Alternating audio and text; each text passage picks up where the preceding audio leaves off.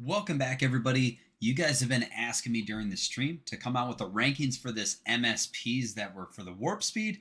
I'm here to deliver it and to make some last minute decisions before this event is over.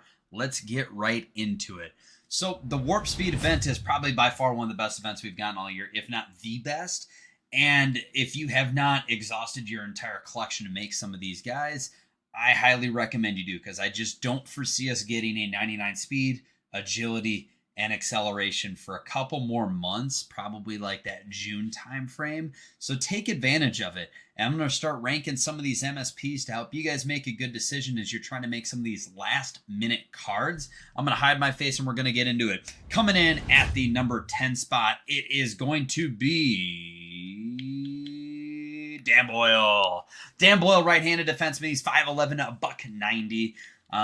Keep in mind for all of these guys, so I don't have to say it, everybody's going to have gold free wheels with 0 ability points. The silvers is where it's going to cost you. But Dan Boyle's 5'11", a buck 90. Once again, I'm not going to reiterate for every card, but 99 excel, 99 agility, 99 speed. Doesn't need to be covered every single time.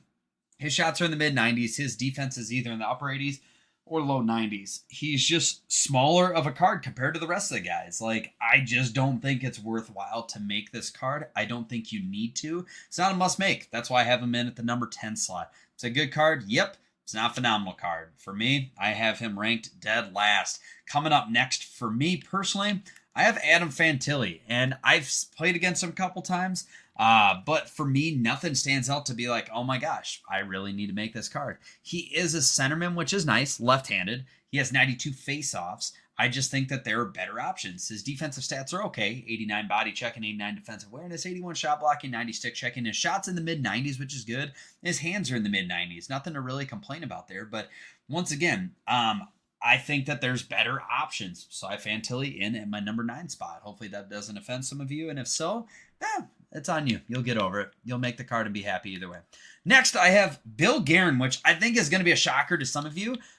Using this card, I just was hoping for more. And I don't know, like, the numbers say this should be one of the best cards. But when I used him, he just didn't move like one of the best. And maybe I'm the only one that had this issue. But Bill Guerin at 6'2", 220, I thought would be the powerhouse that we all needed. It just wasn't for me. I don't know. He has shots in the mid-90s. His hands are in the low 90s. His defense is in the low 90s. Like, there's nothing I can really complain about. Plus, right-handed wingers are sometimes harder to come by. I had higher expectations, but for some reason, maybe it's just me, like, even with silver elite edges on, like, he just moves kind of blocky. So I have him in at the number 8 slot.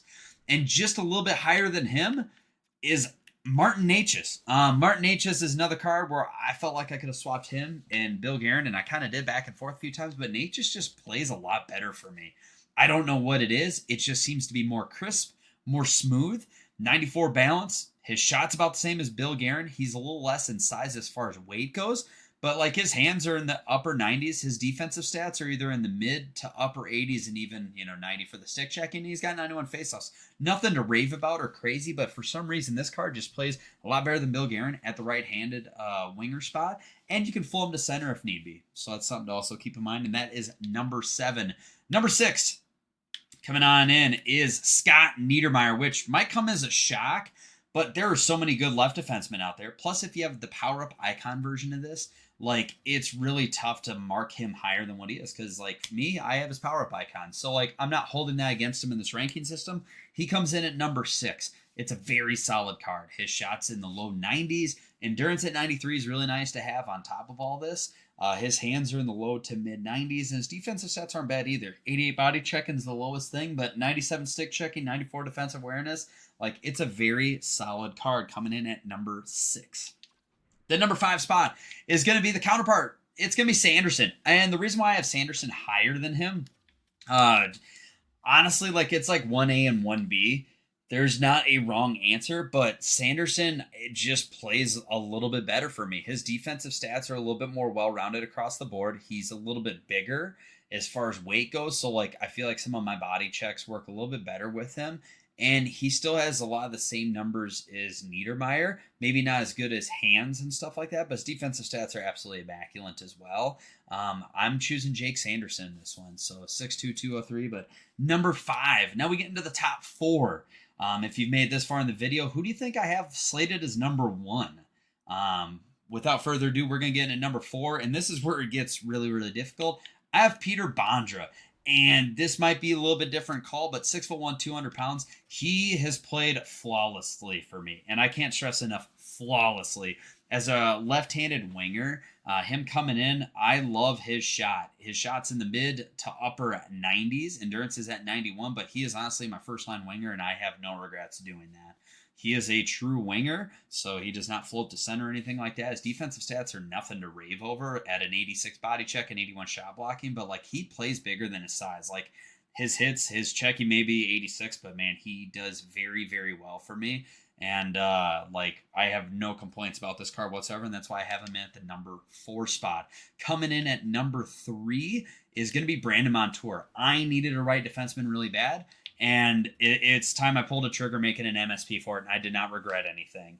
At 93 endurance, his shots, his powers, in the mid 90s, his accuracy is in the low 90s, but his card just plays so well compared to like Dan Boyle. This was a no-brainer for me. He moved into my second line, and he's just behind Makar, but I honestly could flip-flop him, and I'd have no issues doing it either. I just find better mismatches when we do that. That's just me, though. And his defensive stats are immaculate. 94 defensive awareness, 93 stick checking. Like, he doesn't have maybe the same shot as Dan Boyle, but he carries more size with him, and he has better defensive stats, and that's what I need him for. I need him to be a defenseman. So Brandon Montour comes into my top 3. Who takes home the number 1 slot? Who do you think? Coming in at number 2?